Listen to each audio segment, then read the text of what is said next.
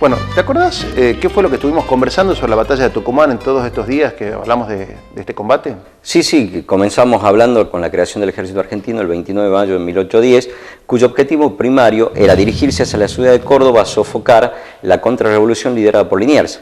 Una vez sofocada esta contrarrevolución, el ejército del norte siguió hacia el Alto Perú, ya al mando de Antonio González Balcarce y de Juan José Castelli. Es ahí cuando se produce la primera victoria en Suipacha y la gran derrota en Huaqui. Claro, en Suipacha se abren todas las puertas del Alto Perú a las tropas patriotas, cosas que se le cierran después con el desastre de Huaqui, donde se pierde prácticamente todo, armamento, artillería, vestimenta, caudales y sobre todo la moral, ¿no? El ejército norte es perseguido y es reducido prácticamente a su mínima expresión, y este mismo ejército que recibe después Manuel Belgrano en la posta de Yatasto de manos del general Pueyrredón. En ese momento se dirige nuevamente a Jujuy, donde forjan un par de cañones, y Belgrano manda una avanzada hacia Humahuaca para ver cuál era la situación de las fuerzas realistas. En ese momento observa que viene Pío Tristán, entonces decide dejarle al enemigo tierra arrasada y comienza lo que conocemos hoy como el éxodo jujeño.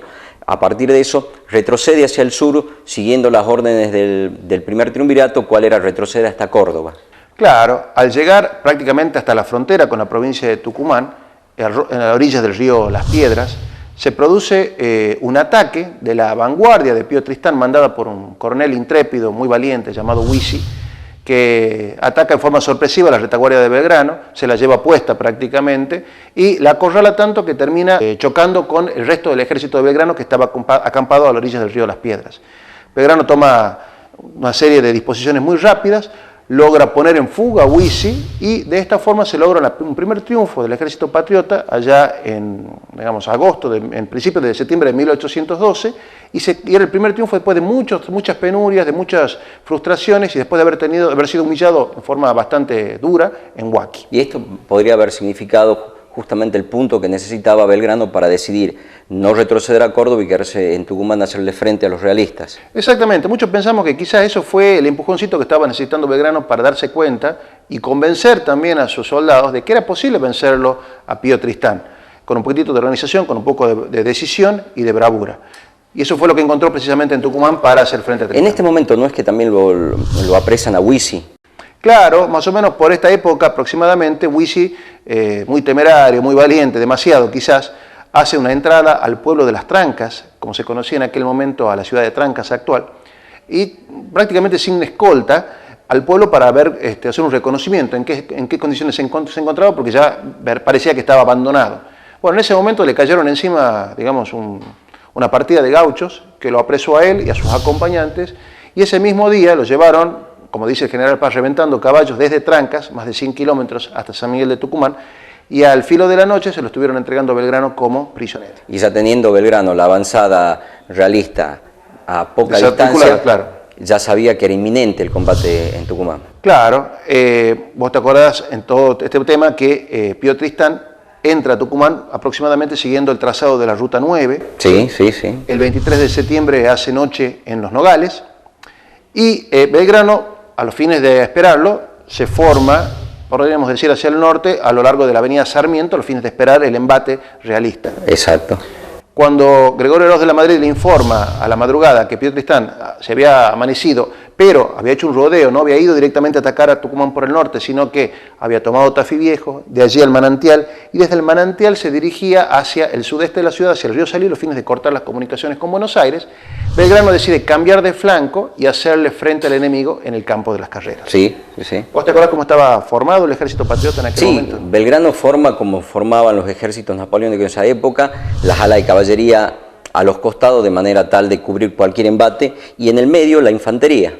Exactamente. Y te acordás que la artillería, en vez de ser colocada en batería toda junta para aprovechar bien el poder de fuego, se desperdicia intercalándose los cañones entre las distintas líneas de infantería. Exacto, entre cada unidad de infantería fue puesto uno de las unidades de artillería nuestra. ¿Vos te acordás más o menos cómo estaban conformadas la caballería patriota? Sí, en el ala derecha, que era la mejor pertrechada para el combate y la mejor formada, estaba al cargo de Balcarce, y el ala izquierda, que estaba formada por gauchos solamente con unas tacuaras y unos facones en la punta, y justamente es donde se coloca Belgrano por ser la más débil. Claro, ¿y vos sabés más o menos con qué armamento se luchó en la batalla de Tucumán? No, dale, me interesaría que me cuentes. Bueno, básicamente en las campañas del siglo XIX, de principios del siglo XIX, había tres tipos de armas que se utilizaban para luchar. Las armas blancas, las armas de fuego y por último la artillería, a grandes rasgos, ¿sí? Las armas blancas se utilizaban para la pelea y el combate cuerpo a cuerpo, que era el más importante. Al contrario de lo que uno puede llegar a pensar, el disparo para armas de fuego no era tan trascendente como el entrevero o el choque de cuerpo a cuerpo, de soldado contra soldado, que en ese combate es que se definían las grandes batallas. Vos tenés en cuenta que los soldados tenían que tener mucha preparación y una buena destreza física, porque a veces tenían que estar horas luchando por su propia vida. Sí, me imagino que sí, no solo el pasar de las horas, sino el peso del fusil, el peso del arma que llevaba en las manos, y además tenía que tener una solvencia total para mirar cara a cara al enemigo y saber que lo tenía que matar. Exactamente. Y vos fíjate que, por ejemplo, la batalla de Maipú duró 6 horas, la batalla de Waterloo duró 6 horas, que más o menos fueron contemporáneas. O sea, a veces había que estar horas luchando por la vida, peleando en cuerpo a cuerpo contra otros. Y en este caso, ¿cuál fue el arma significativa, el arma blanca significativa? Bueno, vamos a empezar hablando de la bayoneta, ¿te parece? Sí, la bayoneta no nace con ese nombre porque posiblemente haya provenido de Bayona en Francia. Exactamente. Muchos creen que venía de esa ciudad, por lo tanto, de ahí viene el nombre de bayoneta, bayonet. ¿Qué era la bayoneta? Al principio se había inventado como un filo, como un cuchillo, que se encastraba en el cañón de un fusil. Era una forma de unificar dos armas, tanto el fusil como la pica o la lanza.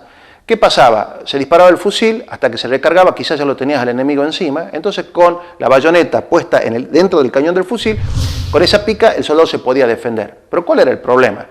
Se utilizaba el fusil para nuevos disparos. ¿Por qué? Porque se colocaba el filo, digamos, dentro del cañón. Tapando el cañón, sí. Exactamente. Sí. Y después se inventó a fines del siglo XVIII lo que se conoció como la bayoneta de cubo, como la que tenemos acá.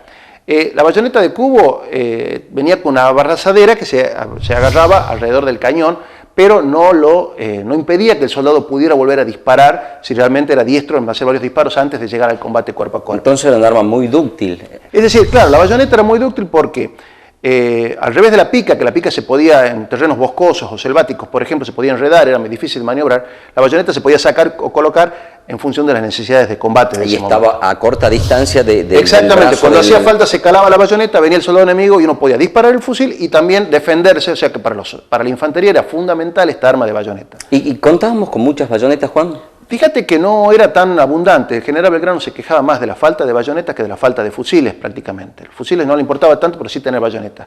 Entonces en muchos aspectos, muchos casos se reemplazó con picas y directamente se daba a los soldados una lanza como para que se pudieran defender en el cuerpo a cuerpo. A veces una batalla lo decide todo y a veces la cosa más insignificante decide la suerte de una batalla. Para un buen soldado, el fusil solo es el mango de la bayoneta.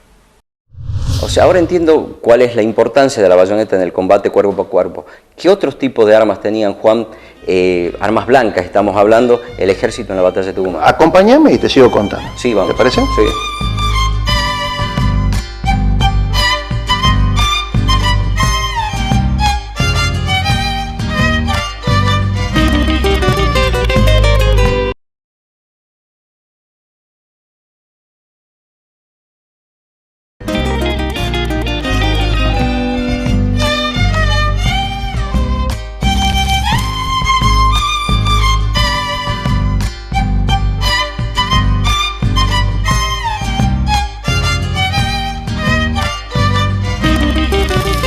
Recién me preguntaba sobre las demás armas blancas con las cuales se luchó en la batalla de Tucumán. Sí, porque hasta aquí habíamos hablado solamente de la bayoneta y de la importancia que tenía justamente en la lucha cuerpo a cuerpo. Claro, y vamos a hablar ahora de un arma que quizás sea la más antigua que conoce el ser humano. Me refiero a la lanza. La lanza básicamente es una vara con una punta, digamos, que servía para herir al contrincante a distancia, ¿sí? La lanza tuvo una difusión muy grande en todo el mundo y acá también. Básicamente se la utilizaba como un arma de caballería, que era formidable en manos de los lanceros. Eso me hace recordar a los lanceros polacos de las guerras napoleónicas. Claro, cuyas cargas formidables con lanza, digamos, se deben muchas de las victorias de Napoleón en aquel momento debidas a la caballería. Entonces era un arma súper utilizada y muy hiriente en el combate. Claro, pero vos fíjate que acá no tenía buena prensa. A la gente, a los gauchos no les gustaba la lanza. Si uno le daba una lanza pensaba que los mandaba directamente al matadero. Se largaban a llorar, dice el general Paz, cuando se les daba a los jinetes una lanza. Es por eso que Belgrano se pone en el ala izquierda, justamente porque él era el que estaba provisto de lanzas. Claro, y vos fíjate que Belgrano a su custodia le da lanzas a los fines de incentivar a los soldados de que usen este tipo de armas.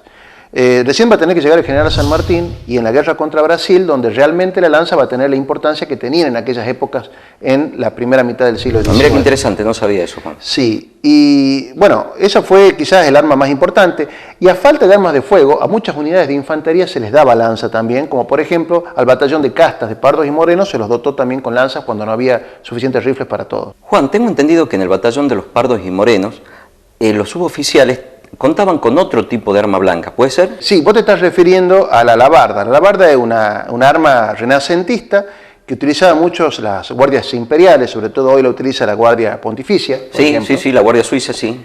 Que es una especie de combinación entre una pica y un hacha. Y se utilizaba sobre todo en la infantería a los fines de detener las cargas de caballería. Con la pica se lo derribaba al jinete y con el hacha se lo ultimaba una vez que estuviera en el suelo.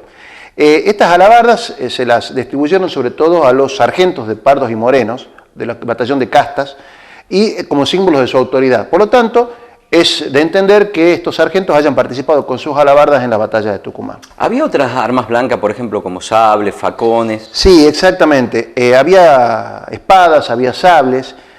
Muchos de estos eran de fabricación artesanal y se encomendaban a conocidos armeros a los fines de homenajear a un alto oficial. Por ejemplo, a Belgrano, por sus triunfos en las batallas de Tucumán y Salta, se le obsequió un sable especial, a San Martín también en su momento. Entonces eran confeccionados a medida para ellos.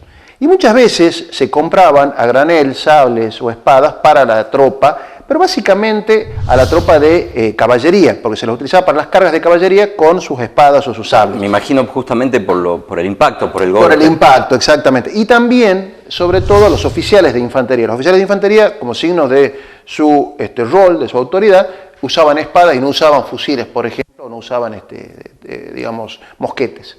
Ahora tengo una consulta, Juan. Las armas de fuego que se utilizaron, ¿cuáles fueron? Bueno, básicamente a fines de la Edad Media ya se había inventado la pólvora que expulsaban proyectiles con los cuales se impactaba en el cuerpo del adversario. Había tenido una evolución durante todo este tiempo y en el siglo XIX se utilizaban las armas de llaves de chispa. Principalmente se utilizaban los mosquetes. Los mosquetes en esa época eran como los actuales fusiles que conocemos hoy. Básicamente llevaba mucho tiempo cargarlos porque había que introducir un cartucho, después introducir el proyectil, todo con una baqueta, que era una especie de vara con la cual se empujaba todo hacia el fondo. Eran bastante altos, eran difíciles, a veces pesados de maniobrar, y no eran muy precisos en cuanto a sus disparos. Ten en cuenta que los proyectiles eran municiones redondas, ¿sí? Y no eran aerodinámicas como las actuales, que tienen mayores precisiones, sino que iban un poco erráticamente. Y además, el interior del cañón de estos fusiles era liso. El ánima, que se le conocía así, el nombre, era liso. Por lo tanto, tampoco tenían precisión y eran bastante erráticos los disparos. ¿Y el alcance, Juan? Y el alcance no debe haber sido más de 100 metros, principalmente. Y además también ten en cuenta lo complicado que era recargar estas armas. Eso te iba a preguntar, la cadencia de tiro dependía de la agilidad de quien lo usaba. Claro, y ten en cuenta que soldados sin mucha instrucción, como eran los nuestros, se calcula que más de un minuto te tiene que haber llevado recargar el fusil y ponerlo en condiciones de disparar nuevamente. Entonces era poco eficiente en batalla, claro, porque ya lo tenías prácticamente al frente. Ya lo tenés al adversario enfrente, por lo tanto ya ahí sí necesitas la bayoneta o algo para pelear el cuerpo a cuerpo. Y si encima no era muy preciso, tenés todavía otro problema adicional. Eso fue hasta que se inventaron los rifles. Los rifles eran como los fusiles, pero nada más que el interior del cañón ya estaba estriado, es decir, tenía como una eso le daba helicoidal mucho más, que le daba más precisión y más dirección, ¿sí? Y esos eran los rifles, pero no había muchos rifles acá y no se fabricaban tampoco porque era muy cara la confección de este tipo de armas. Básicamente teníamos mosquetes. ¿Y esos rifles o mosquetes también los llevaba la caballería? Porque me imagino era muy difícil y muy incómodo. Claro, la caballería utilizaba carabinas o tercerolas, que eran mucho más recortados, más cortos y más maniobrables arriba del caballo. Ten en cuenta que había que disparar a veces a galope, otras veces al trote, entonces ya era complicado. Se usaban tercerolas en caballería, pero no eran tampoco muy abundantes. Básicamente se utilizaron armas blancas en la caballería. ¿Y las pistolas, Juan? Las pistolas, digamos, no eran muy comunes en aquel momento. Había armeros muy renombrados que fabricaban este tipo de armas a pedido. Se obsequiaban a veces un par de pistolas a alguna persona reconocida, o a un general, a algún alto oficial. ¿Y por qué en par? Porque eran pistolas de duelo. Por lo general, si uno tenía un duelo, podía usar sus pistolas, que era algo de distinción. Por ejemplo, acá tenemos un par de pistolas gemelas, que son pistolas de duelo, que se utilizaron que se pueden haber utilizado en aquella época del siglo XIX. También se empezaron a comprar a granel algún tipo de pistolas, no muy muchas en aquel momento, tanto de manufactura inglesa y posteriormente francesa, para, sobre todo los oficiales, tuvieran algún tipo de defensa antes de llegar al combate cuerpo a cuerpo. Ahora te hago una última consulta, Juan. Sí. Yo vi que tienen un diseño de bronce muy pesado justamente en la empuñadura de la pistola. ¿Qué objeto tenía eso? Claro, vos ves que muchas de estas pistolas tenían en la culata, digamos, un dispositivo de bronce, digamos, bien bastante fuerte. ¿Eso para qué servía? Casualmente, disparás la pistola y a los fines de poder defenderte en el cuerpo a cuerpo, la podés utilizar a esa empuñadura como un martillo para impactar en el cráneo del adversario que se te viene encima, por llamarle de alguna manera. Claro, o sea que para poder seguir el combate. Para poder seguir el combate. Porque tenías que cargarla igual que los fusiles. Claro, y te servía como un martillo prácticamente. Así que por eso muchas de ellas tienen ese tipo de adornos, por llamarle de pero también con sentido para el combate. Exacto. Me quedó claro bastante, Juan, sobre las armas blancas y las armas de fuego. Ahora solamente queda un arma. La artillería. La artillería y el Barón de Homberg.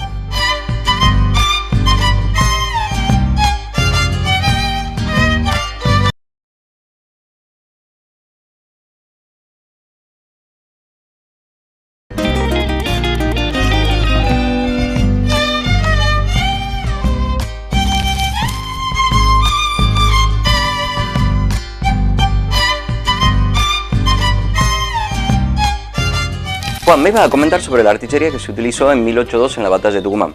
Sí, por eso venimos acá a la Casa Histórica. Tenemos esta pieza de artillería que es de la época, fue utilizada por el Ejército del Norte y es muy probable que sea similar a las que se utilizaron en la batalla de Tucumán. Básicamente, ¿qué es un cañón? Un cañón es un tubo, un cilindro de hierro con sus paredes bastante gruesas a los fines de evitar una explosión y con una de los extremos taponados, ¿sí? Por eso se le llama de avantcarga porque se cargaban por adelante.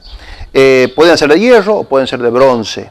De hierro, básicamente, se utilizaban sobre todo en cañones de ejército y el bronce se prefería en cañones de marina para, digamos, soportar mejor la corrosión marina de la sal, ¿sí? Te hago una consulta, sí. Juan. ¿Las unidades que utilizó Belgrano tenían mucha diferencia con las unidades de artillería que tenía Pío Tristán? Básicamente, las unidades que utilizó el Ejército del Norte eran de un calibre superior al de Pío Tristán. ¿Por qué? Pío Tristán venía con soldados peruanos y altoperuanos. La artillería que se utilizaba tanto en Perú como en lo que hoy es Bolivia, el Alto Perú, era artillería de montaña, cañones un poco de menor calibre que este que tenemos acá, las culebrinas, un poco más pequeños, claro, culebrinas, y que tenían que ser llevadas a lomo de mula, porque te imaginas un rodaje así por serranías o por quebradas era bastante complicado, entonces había que llevarlas a lomo de mula. Por eso el calibre de nuestras piezas eran un poquitito mayores que las que tenía Pío Tristán. Entonces yo tengo otra consulta, sí. Juan. Si no me equivoco, nosotros teníamos aproximadamente 4 unidades de artillería, una colocada entre filas de infantería y 3 en la plaza, ¿puede ser? Sí, así es. Quedaron 3 en la plaza, en resguardo de reserva, en el caso de que los realistas asaltaran la ciudad para defenderla en la Plaza Independencia. En las distintas bocacalles estaban colocadas estas piezas de artillería. Ahora tengo una consulta, Juan. ¿Esto siempre se mantuvo el tema de la artillería de no ser bien utilizada? Porque vimos que Homberg las dispuso muy mal en la batalla de Tucumán. Claro, vos ten en cuenta que la artillería en los ejércitos patrios al principio fue el arma más desatendida. Nadie quería servir en la artillería. No era elegante servir en la artillería. Todos preferían o estar en la caballería o de última en la infantería. digamos, no llamaba la atención llenarse de humo, de pólvora, de metralla, tener que andar arrastrando pesados cañones, digamos, era complicado. Recién cuando vino el general San Martín y después cuando vino el general Tomás de Iriarte, que era experto en artillería, se le dio la importancia que la artillería tuvo en aquel momento. Te consulto esto porque nosotros vimos que en las batallas napoleónicas, Napoleón, el fuerte de él era el ataque de artillería, donde abría los grandes flancos en el enemigo. Precisamente, él casualmente impuso la artillería como un arma formidable en los ejércitos franceses, descubrió que colocándola en baterías que tuvieron un poder de fuego importante, podría abrir huecos en las filas enemigas donde él necesitaba abrir una cuña, por ejemplo, y entrar. Y la manejaba la artillería con mucha velocidad para cambiar de un lugar a otra posición en función de sus necesidades. Eso acá no se conocía. Y lo que llama la atención es que el barón de Hornberg, que supuestamente él se vendía como experto en artillería, no trajo ese conocimiento para acá y después tuvimos que conocerlo vía San Martín o vía Iriarte. Con muchos años después. Varios años después. Por lo tanto, la artillería fue muy desaprovechada. Algunos huecos se abrieron en el ejército enemigo, pero no tuvo toda la potencia que pudo haber tenido en su oportunidad. Tengo una consulta, Juan. Sí. La munición que se disparaba,